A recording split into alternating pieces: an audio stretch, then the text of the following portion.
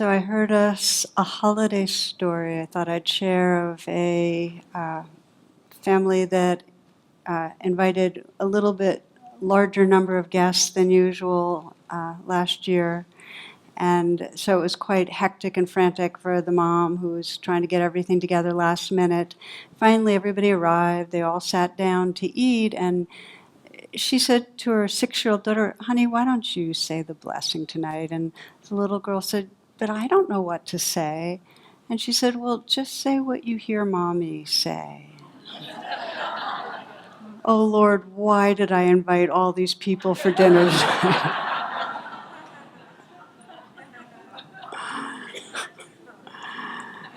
So here we are, we're entering the season, and it's really, as most of us know, it's what across the board pretty much, different faiths, whether we're talking about Kwanzaa or the Christians or the Jews or Buddhists, Hindus, the same spirit around now of kind of lighting the candle that has to do with the light that lives in all of us, sensing a collectivity and a love and a belonging. And I like this Hasidic story. A Jewish rabbi asks his pupils how they can tell when the night had ended and the day had begun, because that's the time for the holy prayers. And they came up with different kinds of responses. Is it when you can see an animal in the distance and tell whether it's a sheep or a dog? No, said the rabbi. Is it when you can clearly see the lines in your own palm? Or is it when you can see a tree in the distance and tell if it's a fig or a pear tree? And each time the rabbi said no. So finally they said, okay, so what's the answer? And his response was this: it's when you can look on the face of any man or woman and see that they are your sister or your brother. Until then, it is still night.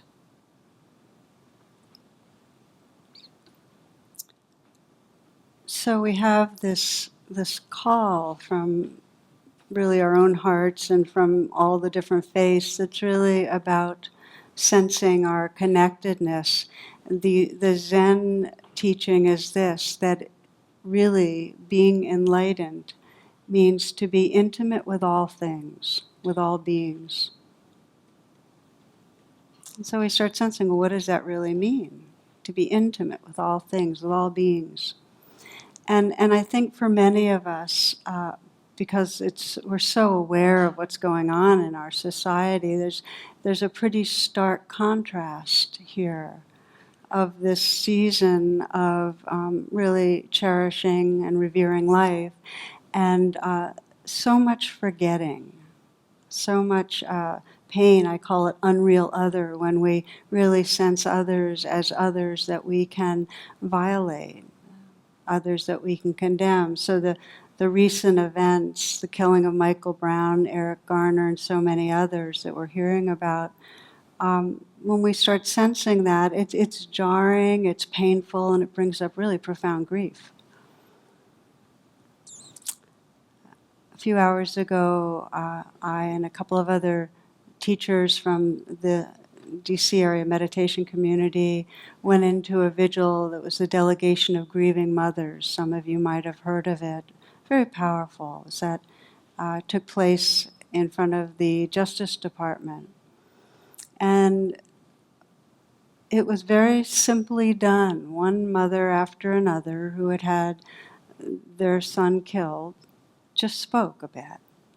And I'll just name a few, just to give you a feeling. Valerie Bell, mother of Sean Bell, a 23-year-old unarmed man killed on his wedding day, November 25, 2006, in a barrage of 50 shots fired into his car by New York plainclothes police officers.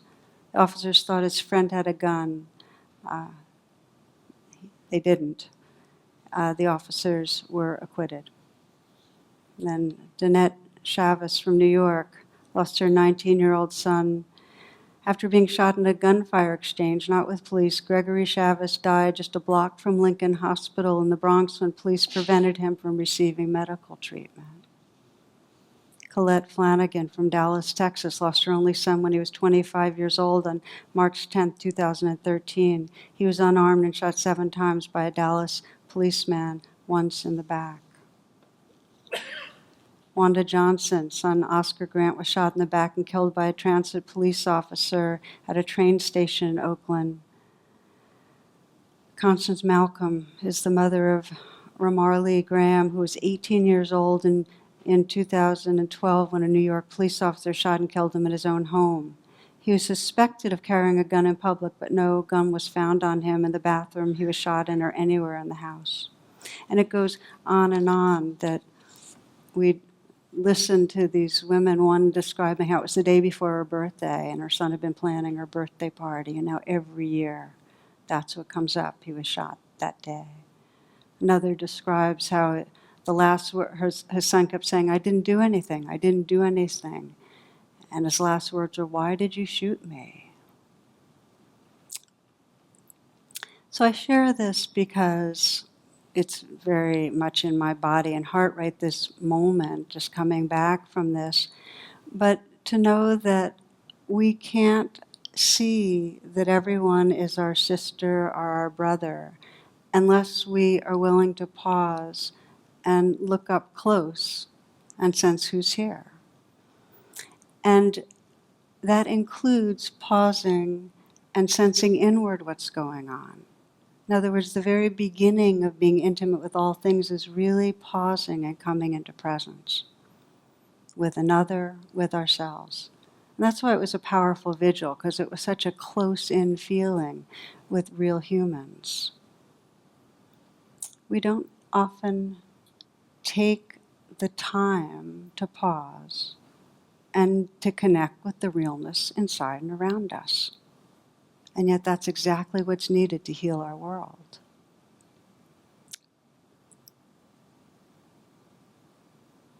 Gandhi's probably one of the most famous statements for many is be the change you seek, and so that we need to act. We really need to act for social justice, for healing the earth. We have to be out there, and our actions need to be guided by the wisest part of our being, both.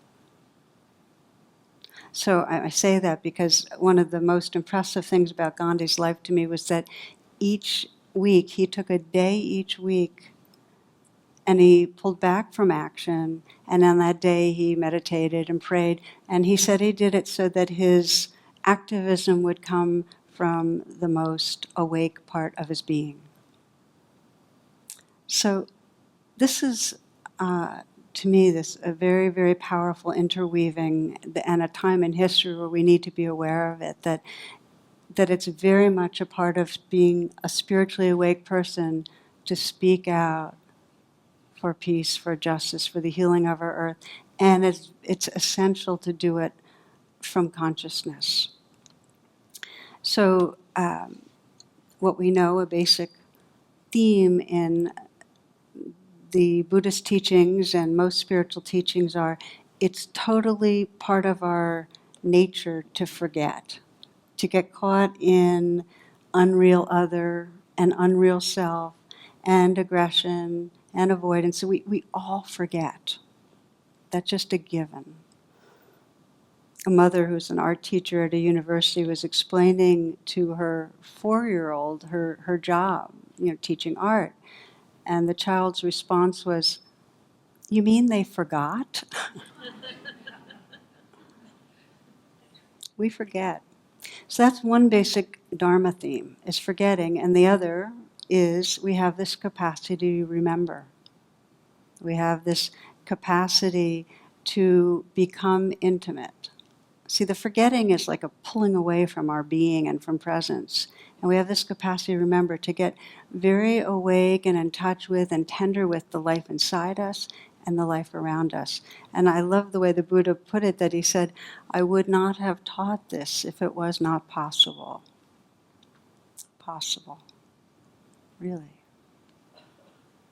So, this class and next week's class will be on intimacy with life.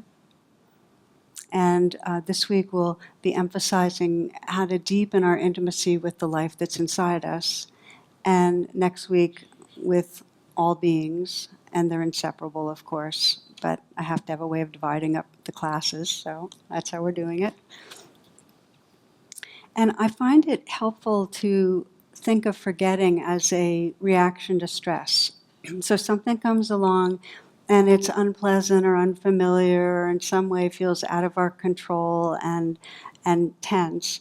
And what we do is we contract. We're just like the sea anemone.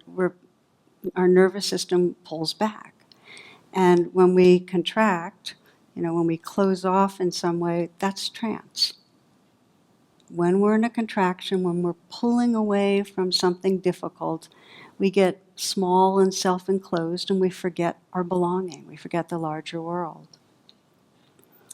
So if you think of it as stress, the other response is something difficult comes along and we pause and we go, okay, my normal reaction's to contract, and we're going to go into how that contraction looks.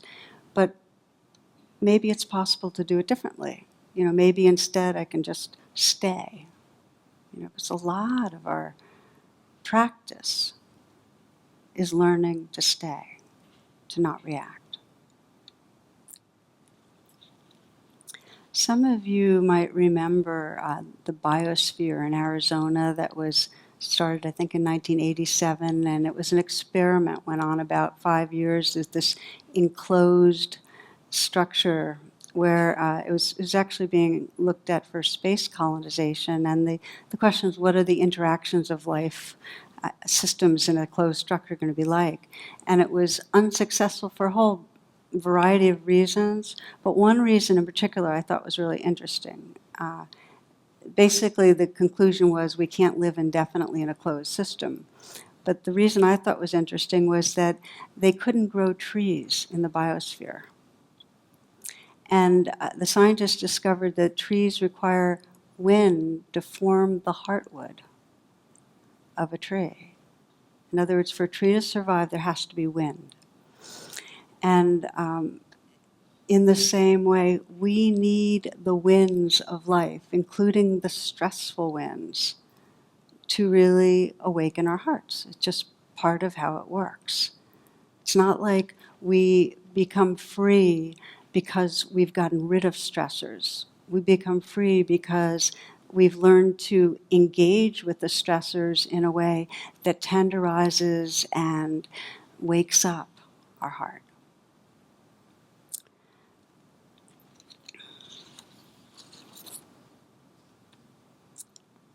So you might, as I often do, I like to do an exercise where we'll explore, okay, how can I be intimate with life when I'm stressed? And you might just for now begin to sense, so what are the circumstances that are the winds that blow that are difficult for you right now?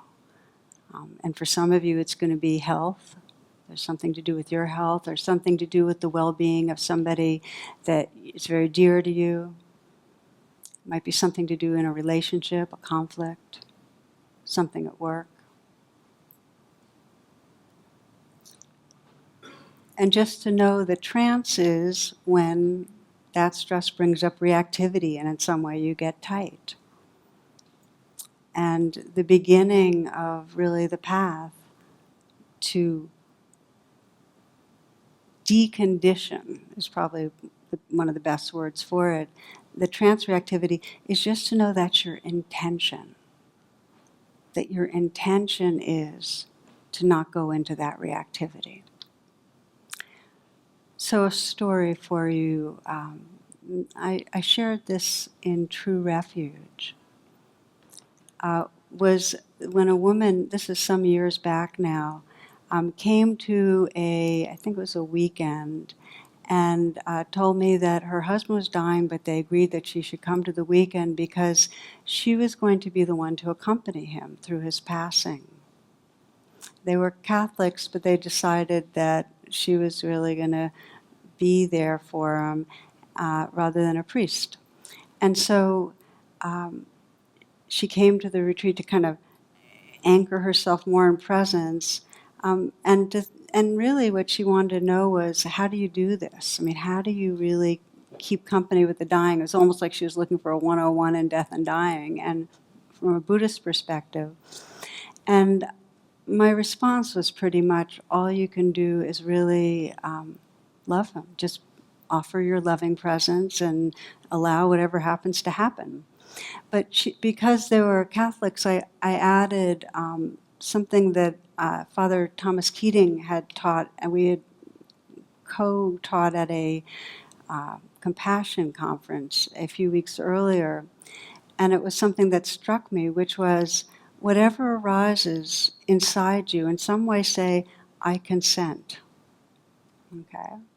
Because everything is going to go through you as you're being with somebody that's dying, and just to keep letting things happen, not make them wrong. Okay.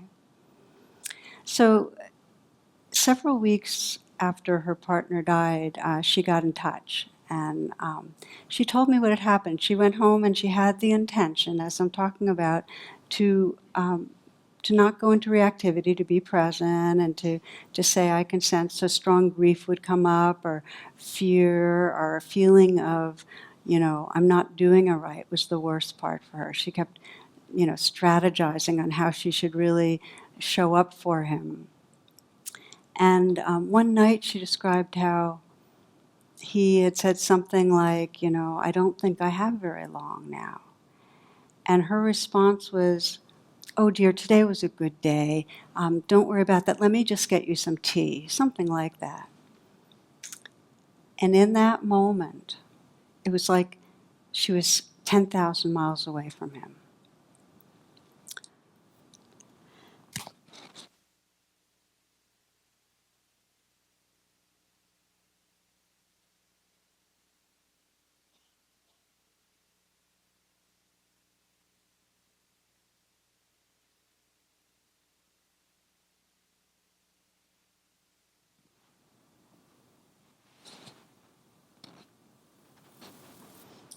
Sorry. So there was this huge distance. And so as she was boiling water, she started to pray, may I truly say I consent. May I really, really bring love and presence to this. Because by not letting what was happening just be there, she was creating distance. So she said after that, the I consent went really, really deep. That whatever came up, including this great angst of loss, and the anxiety of how things were going, she would just keep pausing, and she'd feel the life in her body, and she'd feel the squeeze and the ache. And she said, and I'll just read to you this part because I wrote it down. She says, Tara, when I allowed myself to pause and come home to this presence, I did know how to be with him. So she intuitively knew how to whisper words of support, or when to be totally quiet, when to touch him. She knew.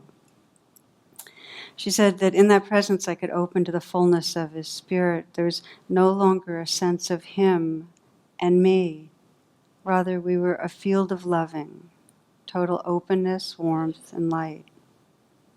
He's gone, but that living field of loving is always with me.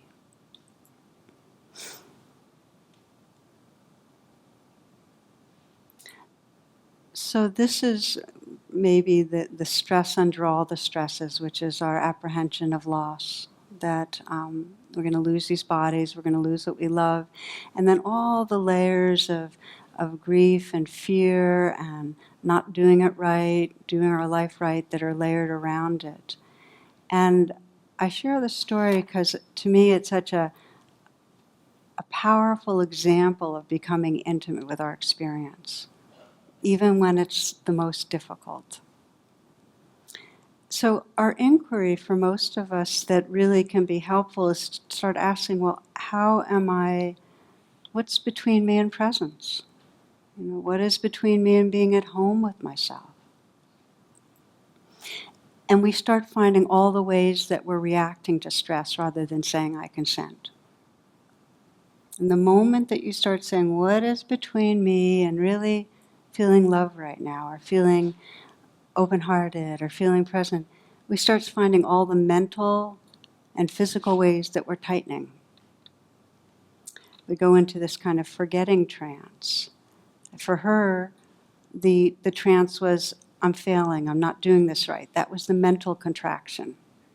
That was her stress reaction that blocked her. And then there were physical ways that her body would tighten, and then behavioral, like, oh honey, it's been okay, let's have tea, like not really contacting the moment. We all have ways of leaving the moment, of leaving intimacy. Every one of us has our strategies. So rather than opening to the winds of experience and saying, I consent, instead of digesting what's happening, we create blockages. And over the years, our strategies that we keep playing mean that those blockages get more and more thick and kind of caked on. And so we're not as available or permeable to the life around us. And it takes a lot of energy to keep blocking ourselves. So we might find we're fatigued. And if you really start exploring, well, how am I blocked? And there's mental ways we block ourselves with certain thought patterns, and there's physical tightness. For those that are interested in chakras, you can sense it. You can sense different energy centers get really tight, and there's not much movement and aliveness and flow. When we feel disempowered and threatened, we tighten in the belly. In fact, most of us, if we really check, if we're having a strong, difficult emotional reaction, there's going to be like plates of armoring around the belly. And what that actually does is it keeps us from an authentic sense of empowerment. It's not until we loosen and soften and feel a flow there that we can feel empowered. Similarly, the heart. We get hurt, we get wounded, we tighten. We don't want to feel the rawness, so we tighten against it. What does that mean? We can't take in love, we can't give out love as well. Let's say we got told that we would say something and then get criticized or punished. The throat, communication, that's the chakra of communication, tightens. Then we don't express ourselves well, or our voice comes out really high or really shaky or really low. That's the contraction there. I'm just giving examples of how when we block the winds, when we don't say I consent, those blockages stop the flow of energy that actually allows the intelligence and love of the universe to move through us. We can't be intimate with life.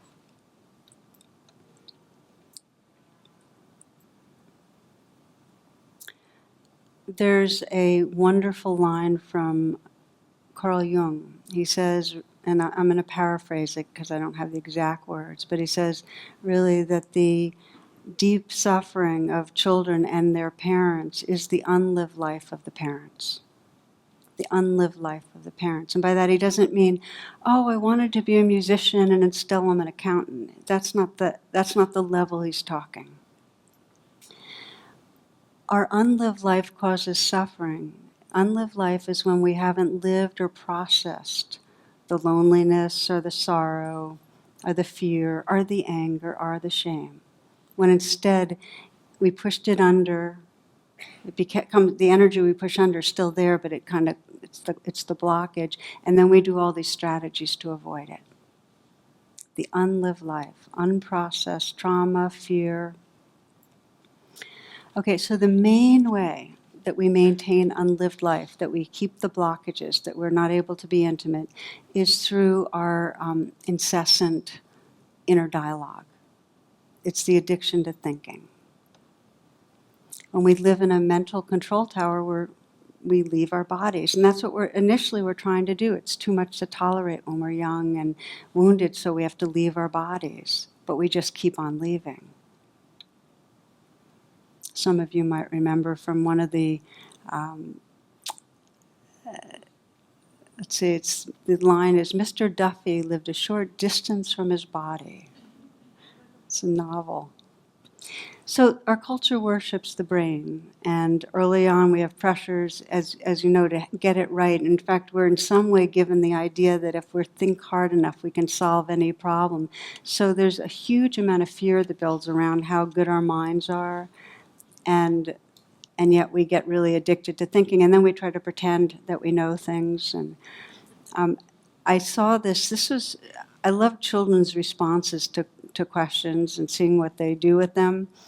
But I'm just going to read you a few that came my way. One question is, name 6 animals which live specifically in the Arctic.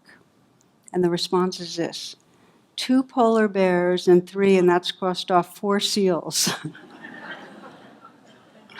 I thought that was such a great answer. 2 polar bears and 4 seals. What was Sir Walter Raleigh famous for? Response: he's a noted figure in history because he invented cigarettes and started a craze for bicycles. What happens during puberty to a boy? Response: he says goodbye to his childhood and enters adultery. Just one more. What is a vibration? There are good vibrations and bad vibrations. Good vibrations were discovered in the 1960s. So we get lost in this virtual reality, including getting the answers right. And we know that we can't be intimate with our world when we're lost in thoughts. I mean, as a parent, you can't pay attention to your child if you're preoccupied with planning and thinking things through. And we know what it's like if we're going through something difficult and somebody's response is to help us try to figure it out. I mean, that intimacy is a million miles away. The thoughts that most block intimacy are judgments. The realm that we live in where we're in some way making ourselves wrong or somebody else wrong, that's the domain that most creates separation. So just to spend a little time there, that when there's a sense, let's say with self-judgment, something's wrong with me, there's a contraction and a reinforcement of all the blocking in the body. And the only way to do any healing that leads to intimacy is to come back into the body. And I'll give you an example of this for me. It gives you a sense of my strategies for leaving and blocking intimacy and coming back. And the story I thought I'd share, because it's been very much on my mind recently, is a group I'm part of. It's here in Washington, we have spiritual friends groups of, about 8 people that meet pretty regularly to meditate and share their experience. And then there's different formats for it. Well, I'm part of a spiritual friends group that doesn't meet quite as often. But it was very on purpose made of a very diverse mix of people. So we have in it a mix of people that are white, people of color, people with different sexual orientations, gender orientations, and onward. Sounds like a lot of different differences. There's only I think 12 of us, but we have a lot of representation there. And the purpose was, I've mentioned the language of unreal other. It's to really wake up out of unreal other. What is life like for you? It's that inquiry, where we might sense difference. What is it really like to be you? Very powerful group, and right from the beginning there was sharing in that group, such level of vulnerability, and it was beautiful. So I was, to have one woman, person of color, who described what it's like, the fear she had for her son as a teenager, that, the statistics are that, especially for young men of color who did not graduate from high school, more are in prison than employed. What's going to happen for her son? And the real fear of what's happening, that's coming into the light now, it's been going on forever, is, the incredible violence against young African American men. So to hear it from her, a mother close in this group, was heartbreaking. And part of what started happening to me after that first meeting was I started feeling really self-conscious and anxious, and I found myself trying to say the right things but not feeling so real myself. And so the morning before we had our second meeting, before the group started, I was meditating and feeling this kind of rising anxiety, like, can I be real? And feeling a lot of self-judgment about not being authentic, and watching myself nervous that I would say the right things. And under that judgment was a sense of falling short in general, that I am a leader, one of the leaders in a spiritual community that is really creeping towards diversity, towards multiculturalism, and how much it matters to me, but feeling like never doing enough, feeling that kind of guilt, and letting other people down. And the background to it is my father was an attorney, and he did a lot of civil rights work, and it's like very much way back in the early days, very, very active on this front, of fighting racism. And so I was feeling like I wasn't carrying forward, the way I should. So here's how I worked with it, and this is how I often work with it, is once I got it, like, oh, okay, I'm not feeling real in this group because I'm so down on myself. I paused and I used the language real but not true. This is from a Tibetan teacher, Sokni Rinpoche. Meaning real, yes, these feelings and thoughts are real, but they aren't the truth. It's not the truth that I'm bad. So let's get underneath and see what's really going on. And I could feel the physiology, the actual sensations of fear and shame in my body. And as I opened that, I just let it be there. And this is like I consent. I said yes to it and let the feelings be there. Underneath those feelings was grief, the sense of the separation that I was creating. And also grief feeling not just wanting to do the right thing and work for diversity, but just the grief at the real pain that I was coming close into by bearing witness to some of the people's experience in this group. So it was a real deep sense of grieving and longing for there to be more love and a sense of belonging. Once I could get down to grief, I was able to feel a tenderness towards my own experience. I put my hand on my heart. It's kind of symbolic of that's when I could actually say, I'm sorry and I love you, to the place in me that felt hurting. So that's the moment that there was some real intimacy, really allowing the life that was here with tenderness. And just to finish up the story, being with my friends in that circle that day, I was actually able to name the real process that was going on in me. But I had to go through it to be able to speak from authenticity.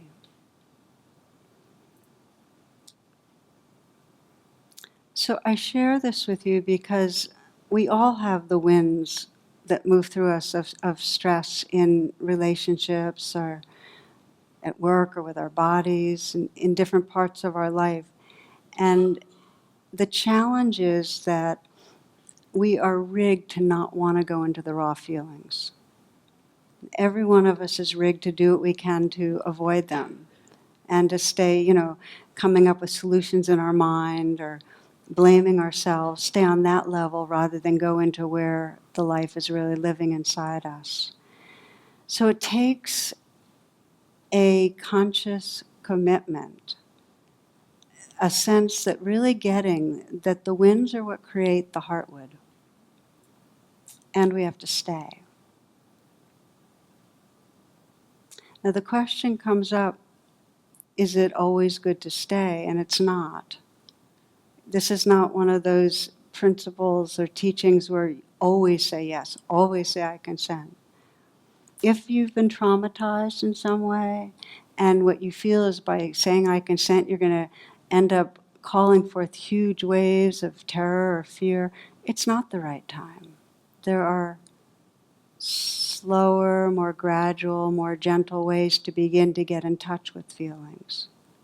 One is to do the loving kindness practice instead of directly trying to feel the feelings, to create a sense of softening and opening and more safety. And others to have someone that you trust nearby. There are times for all of us, even when we haven't been traumatized, that we go very, very gently. I was thinking of that. Some of you might know this, that the thing of how do porcupines make love? Very carefully, you know. That our wounds are prickly. We go very, very gently and carefully. Respect that we've been wounded before. Because it's not easy to process unprocessed pain. So we'll just walk through a little bit of the being with, and then we're going to practice together.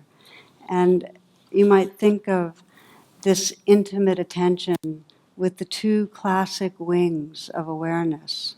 And one wing, when we're getting more intimate with our inner life, is this wing of recognition. So what is actually happening? For me, it was like, oh, okay, so I'm judging myself as falling short. And what's actually the feeling of that? Okay, it's a feeling of shame, of coming out hollowness and a fear and a squeeze. So that's the wing of what's happening, the contacting with recognition, our experience.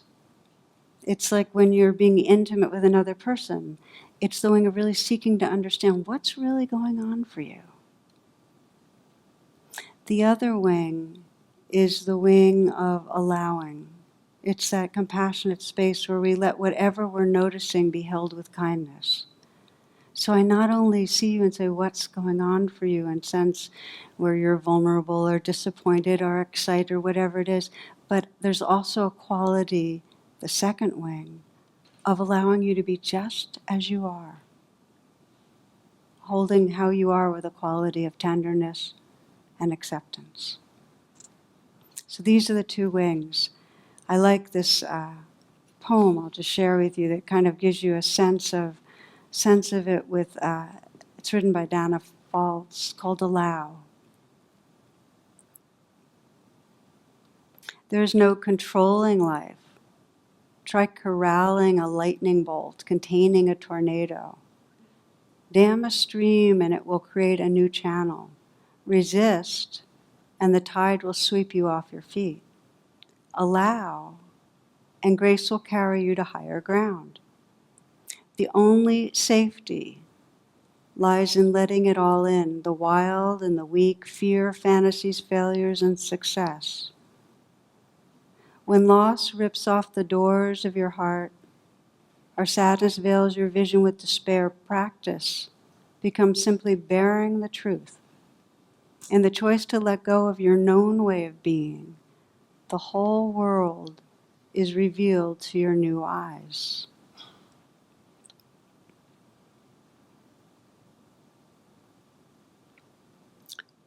So what we're exploring really is pausing when we encounter the winds. And out of a love for really wanting to be real and connected with our life, out of a commitment to, instead of blocking more, opening, we begin to practice this presence of, okay, what's really happening here? And how can I be with this? Those are the two questions. If you really want to shift your patterning of responding to stress, what is happening? And can I be with this? Or can I let this be? That's another version. I just want to speak a little bit more about the second wing of letting be and allowing, because it's so challenging sometimes that we can feel sometimes so the winds are so strong that it's really not safe to allow. And that's just, there's a habit of not safe. And that we need more of a sense of space and holding and more of a container in order to really let ourselves open. And I mentioned loving kindness practice, and I want to kind of give an example.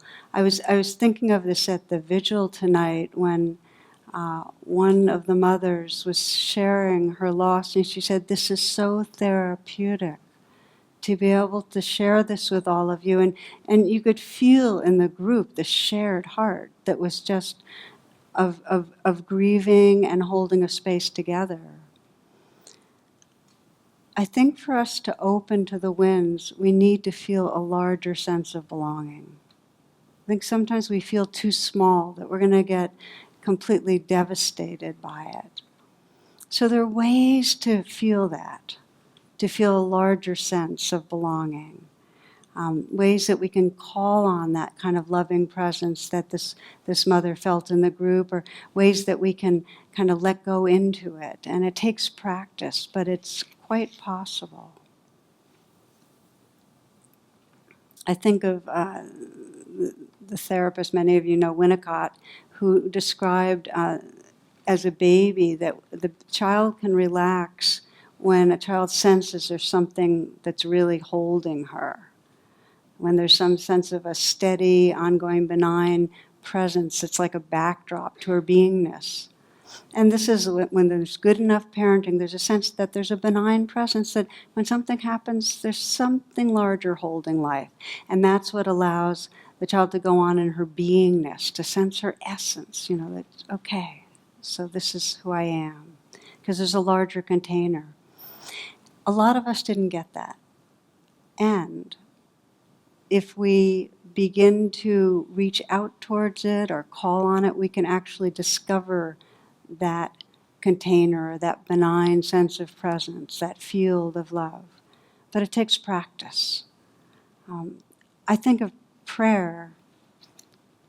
John O'Donohue put it this way, that prayer is the bridge between longing and belonging. That when we just sense we want to belong, just for me, sometimes if I'm feeling really small and really separate, just the words, "Please love me." And it's kind of put out to the universe. It's like I'm wanting some benign presence to be bathing me with love that feels very much right here, personal bathing, And just letting myself feel that longing, out of that, like really going right into the tenderness of that longing, actually find that sense of presence.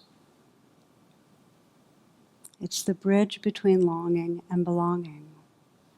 I read you. This is called First Lesson by Philip Booth.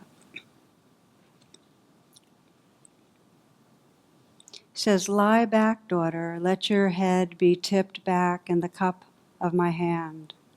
Gently, and I will hold you. Spread your arms wide. Lie out on the stream and look high at the gulls. Remember, when fear cramps your heart, what I told you. Lie gently and wide to the light-year stars. Lie back, and the sea will hold you. Lie back, and the sea will hold you."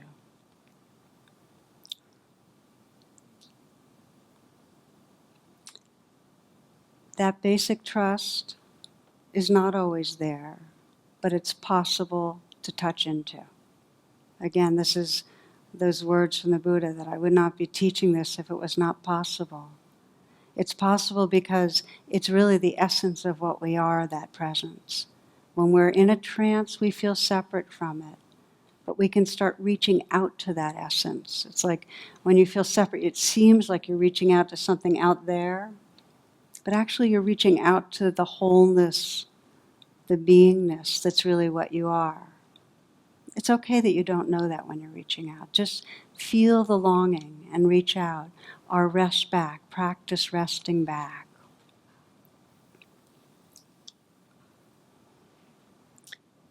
So tonight we're just beginning this exploration, really. We could just spend the rest of, I was about to say the year, but there's not so much of this year, but we could keep going on it. But it's such a powerful way to begin to sense your life. How can I be more intimate with this moment, with this heart right here, with you, are you, are you? What's between me and feeling more intimate right in this moment? When you begin to ask that question, just the posing of the question, you begin to sense how either the mind is creating static to separate you, or you sense how the body's clenched in a way that you're really not letting life flow through you. You might sense a belief that I can't be intimate because there's something wrong. We start sensing the different currents that keep us. And in that recognition, as we start opening into our bodies, we start coming back to that heartwood. We start coming back to that presence that's here. So I'd like to practice a little together. I'd like to close tonight with a short practice of intimacy with life.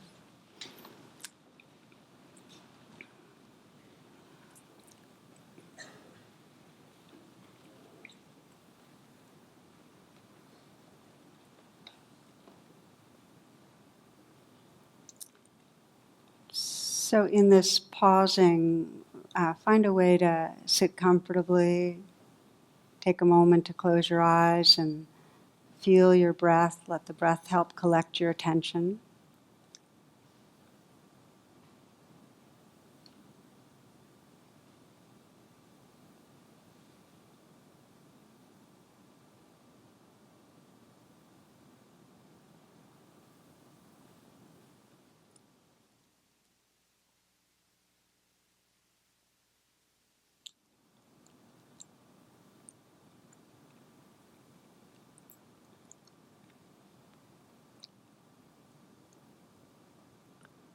So the invitation is to sense in this season whatever you might be aware of that are the winds of stress for you right now, where you might be getting reactive. And I'd pick something that doesn't feel traumatizing, but something you'd like to find some more freedom in relating to, or you'd like to reconnect to a sense of intimacy with your own being in the midst of.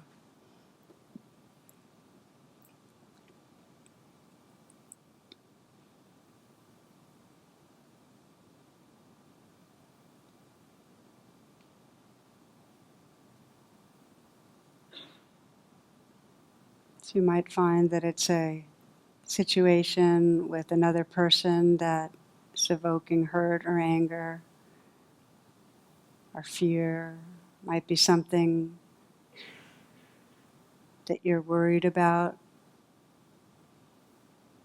somebody that's dear.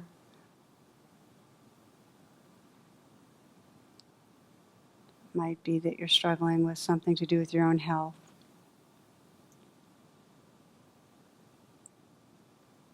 And whatever it is, begin, this is always what opens the door, with just sensing your highest intention. You might have the language of, may I find a way to be more intimate with my inner life, more at home with myself. The classic bodhisattva prayer, the bodhisattva is the being that's awakening. Awakening being in the Buddhist tradition is, really may this difficulty serve the awakening of heart and mind. Intimacy with all beings. So it's just sensing your intention. And let the situation come close to mind. So you sense, kind of like you're watching a movie, just the frame of the movie when you really feel provoked, reactive. It involves another person. You might see that person's face, eyes, what they're saying.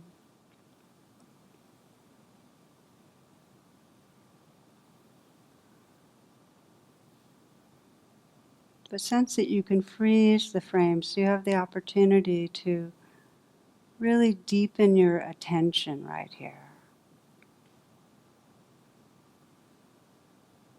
Remember the two wings. The first wing is, if you want to be intimate with yourself, is to understand or contact more what's actually going on inside you.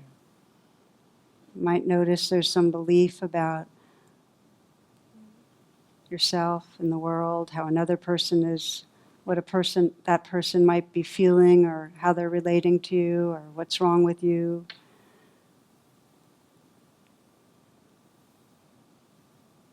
And there might be some feelings in your heart area of fear or hurt or anger. See if you can bring that second wing of letting it be, of I consent, of kindness, to whatever you're noticing. So even as you explore this intimacy with inner life experience, even if you're not feeling anything right now, then to offer a presence and acceptance of that. And for many, it's helpful as you're doing this just to gently place your hand on your heart, light touch, so that the hand, it's like you're really offering with touch, it's a gesture of that second wing of real loving presence.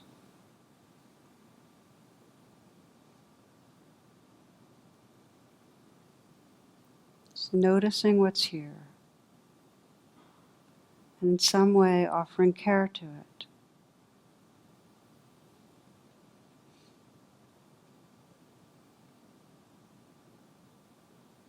So there's this intention towards intimacy with our inner life. You might sense, well, what is it like to just start to shift into that? To really bring an intimate presence to what's right here.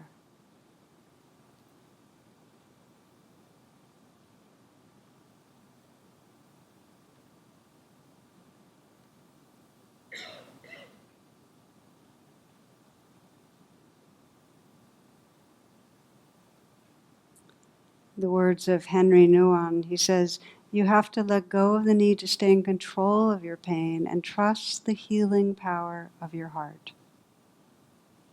There your hurts can find a safe place to be received. And once they've been received, they lose their power to inflict damage and become fruitful soil for new life.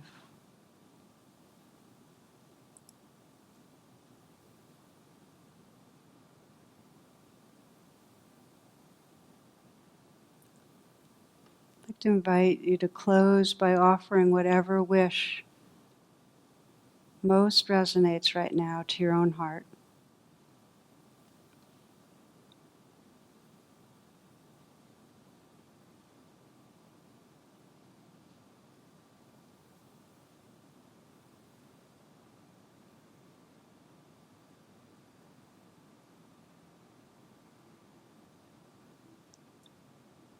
We close with a brief prayer of loving kindness. May we embrace our inner life. May we open to the realness that's right here and belong to our full aliveness, our full awake heart. And may this openness of heart include all beings. May we truly see all beings as part of our heart. Cherish all beings. Realize the shared heart space and awareness that's our essence. May there be love and understanding between all beings. May there be peace. May there be peace. May all beings awaken and be free.